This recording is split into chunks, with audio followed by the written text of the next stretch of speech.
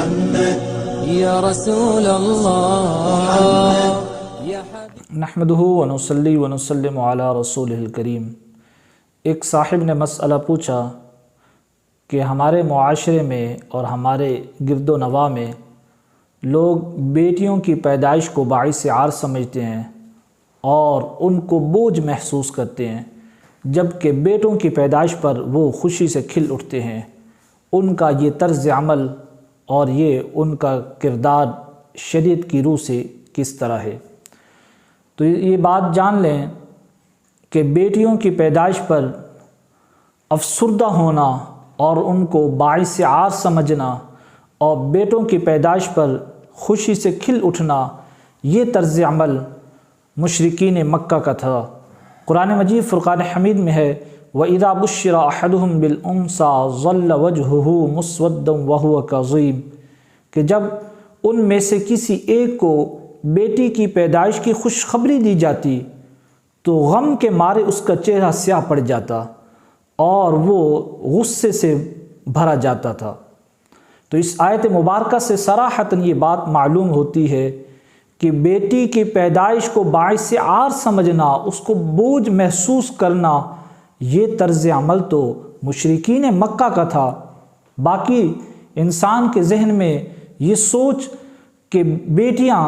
یہ ہمارے لیے بوجھ رہیں گی اور کل کو بیٹے وہ ہمارے لیے مفید ہوں گے، کارآمد ہوں گے، وہ ہمارا سہارا ہوں گے، یہ علم تو صرف اللہ تعالیٰ کو ہے۔ اللہ تعالیٰ نے فرمایا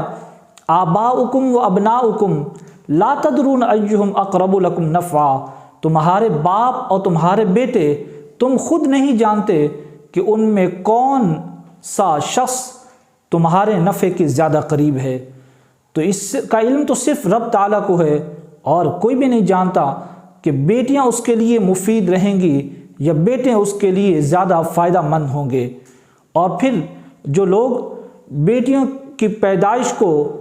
باعث عار سمجھتے ہیں، ان کے سامنے رسول اللہ صلی اللہ علیہ وسلم کا فرمان مد نظر ہونا چاہیے کہ رسول اللہ صلی اللہ علیہ وسلم نے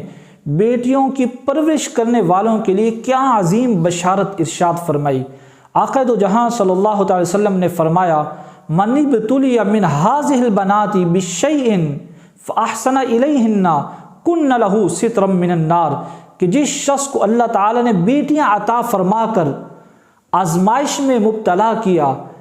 پھر بھی اس نے ان بیٹیوں کو نعمت جان کر ان کے ساتھ اچھا برتاؤ کیا، حسن سلوک کیا، تو وہ قیامت کے دن اس کے لیے جہنم سے نجات کا وسیلہ ہوں گی۔ اور دوسری حدیث میں آقا دو جہاں صلی اللہ علیہ وسلم نے فرمایا من عال جاریتین حتی تبلغا جاء یوم القیامت انا وہو ہاکذا ودم اصابعہ۔ حضور صلی اللہ علیہ وسلم نے فرمایا کہ جو شخص دو بیٹیوں کو پال پوس کر جوان کرے اور اس نے ان کی تربیت کی، ان کو پال پوس کر جوان کیا، وہ بالغ ہو گئیں، وہ شخص اور میں قیامت کے دن اس طرح ہوں گے۔ اور حضور صلی اللہ علیہ وسلم نے اپنی دو انگلیوں سے اشارہ فرمایا کہ جس طرح شہادت کی انگلی اور اس کے ساتھ وسطیٰ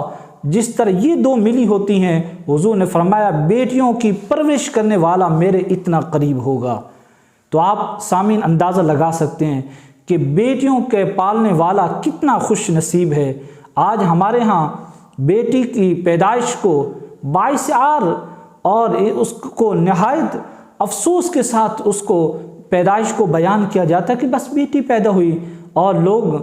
نفرت کا اظہار ان کے چہروں سے نمایاں ہوتا ہے۔ اور پھر اگر کسی کے ہاں بیٹے اور بیٹیاں دونوں موجود ہوتی ہیں تو لوگ بیٹوں کو بیٹیوں پر ترجیح دیتے ہیں، ہر چیز کے عطا کرنے میں، اچھے کپڑے دینے میں، اچھے کپڑے لانے میں، ان کو اچھا کھانا کھلانے میں اور پیار کرنے میں لوگ بیٹوں کو بیٹیوں پر فوقیت دیتے ہیں، حالانکہ یہ طرز عمل بھی قرآن و سنت کے خلاف ہے۔ آقا دو جہاں صلی اللہ علیہ وسلم نے فرمایا کہ من کانت لہو انثی فلم یأتھا کہ جس شخص کی ایک بیٹی ہو اور اس نے اس کو زندہ درگور نہیں کیا، زندہ قبر میں دفن نہیں کیا، جیسا کہ زمانہ جاہلیت میں بیٹی اگر پیدا ہوتی تو اس کو زندہ ہی قبر میں مٹی میں دبا دیا جاتا، ایسا نہیں کیا۔ جس طرح کہ آج ہی چند دن پہلے ہمارے اس ملک میں بیٹی پیدا ہوئی اور 7 دن کی معصوم بچی تھی، گناہوں سے پاک، اس بچی کو اس کے ظالم باپ نے ظلم کرتے ہوئے فائر کر کے شہید کر دیا۔ تو کتنے دکھ اور افسوس کی بات ہے کہ صرف اس نیت سے کہ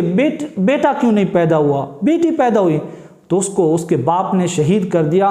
حضور نے فرمایا فلم یأدھا ولم یہنھا ولم یؤثر ولدہ علیہا یعنی الذکورا ادخلہ اللہ الجنہ۔ حضور نے فرمایا کہ اس نے اس کو زندہ دفن بھی نہیں کیا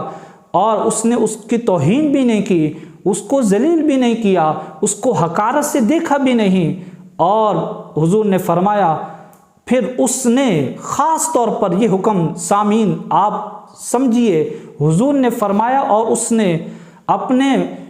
اس بیٹی پر کسی بیٹوں کو ترجیح بھی نہیں دی، فوقیت بھی نہیں دی۔ اللہ رب العزت قیامت کے دن اس کو جنت میں داخل فرمائے گا۔ تو خوش نصیب ہیں وہ ماں باپ جن کو رب تعالیٰ نے بیٹیاں عطا فرمائی اور وہ ان کی اچھے طریقے سے تربیت کرتے ہیں، ان کو آداب سکھاتے ہیں اور ان حسن سلوک سے پیش آتے ہیں اور ان کے قرآن و سنت کے مطابق ان کے حقوق ادا کرنے کی کوشش کرتے ہیں۔ وہ قیامت کے دن رب تعالیٰ کے ہاں محبوب لوگوں میں ہوں گے اور وہ جنت کے مستحق ہو سکتے ہیں۔ دعا ہے رب تعالیٰ کے حضور ہمیں اس حقیقت کو بھی سمجھنے کی توفیق عطا فرمائے۔ واللہ ورسولہ اعلم۔